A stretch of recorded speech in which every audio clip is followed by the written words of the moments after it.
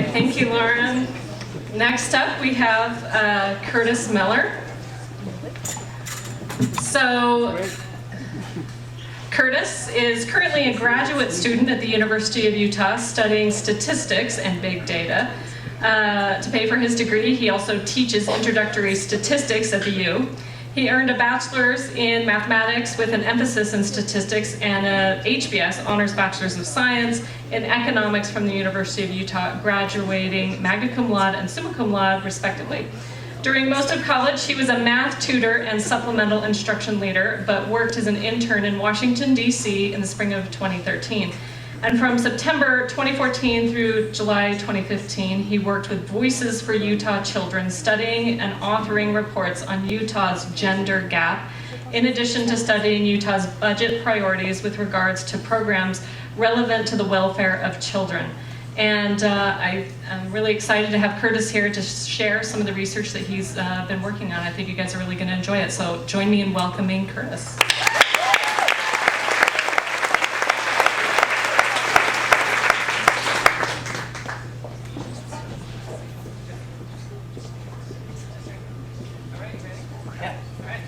All right, so my story begins in August 2014 when I received an email from the University of Utah about a joint partnership with the economics department and Voices for Utah Children.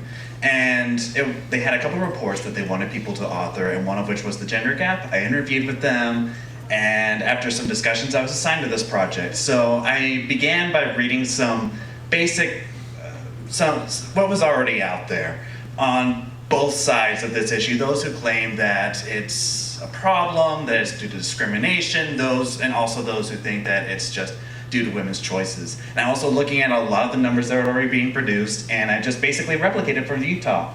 And this was the report that was produced. Many people were very interested. This was my first foray into the media world and what people think about that. Reading comments on Salt Lake Tribune and seeing what people had to say. And not everyone was happy about what I said. And they did have some points. And at the same time, I was talking with this man, Gian Bilgensoy, about my honors thesis, and he had some ideas about what we could do to talk about discrimination and how discrimination plays into this, and some advanced econometric methods that we could use. So that turned into my thesis and my second report for Voices for Utah Children. Many people had something to say. So in 2013, the wage gap was 79 cents for every dollar earned by men at the national level. In Utah, this was 70 cents, the fourth largest wage gap in the country. And this has been the case for quite a while. Now, what does this mean when you were translating this into, say, education? Well, at the national level, it takes about a bachelor's degree for a woman to earn as much as a man. In Utah, it takes a master's degree. Another few years of education that I'm sure you will enjoy. So, not only is this a problem, not only does it take more education, fewer women are actually attaining these degrees. Now, how's the gender gap been improving? Well, Utah's always been worse. And not only that, if you were to continue the trend, the wage gap at the national level would close in 2047, in Utah 2087, 40 years later, at the second slowest rate of convergence. So, not only are we the worst, we will be worse for the while. Now, to talk about discrimination, you have to use this fun econometric method. You break the wage gap into a part that we associate with characteristics like education, occupation, and so forth. That's the endowment effect. The returns effect, that would be being paid differently for the same amount of work. In other words, what people might call discrimination. So, what you see is that most of the wage gap is this second part, this returns effect, being paid differently for the same amount of work. Now, it's interesting that this endowment effect is negative at the national level, but positive for Utah. So negative means that if women and men are paid according to their qualifications, women would be making more. But in Utah, this is not the case. You actually see a positive, making the gap bigger because of education, relative education to men, relative occupation to men, industry. And this is very interesting. This is not the case at the national level. At the national level, women tend to be more educated than men. So it seems that women in Utah are more willing to drop out of college or stop at a bachelor's and associate degree and less likely to go on to their advanced degrees, which you need more in Utah. So they're behind Utah men who are very much excelling in this area, and they're also behind women nationally. And this seems to be the biggest reason why the gap looks so bad when you compare it to the rest of the nation. And not only that, if you were to say, okay, let's not talk about the nation, let's talk about Utah's neighbors, even then it's still looking pretty bad. And it's, again, the same story.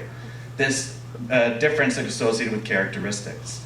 Now, why is the gender gap taking so long to close? Well, it's interesting. Discrimination has been getting better. But this part, due to different characteristics, this is still pretty bad. Not only are we bad now, we're worse than we were 20 years ago. So this seems to be why we're doing so badly. Now, why should we care? Well, aside from the obvious injustice to half of the population, I think if you talk about issues of poverty, a lot of families in poverty are headed by single mothers. So these two issues are intertwined, and you can't solve one without solving the other. And thanks to Pat Badley for this.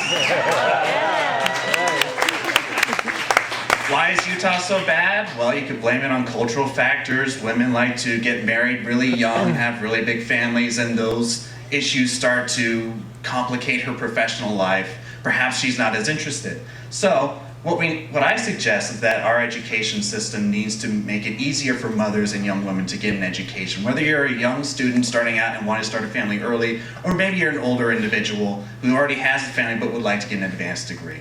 We need to make it easier for these individuals to get an education, which is so very important.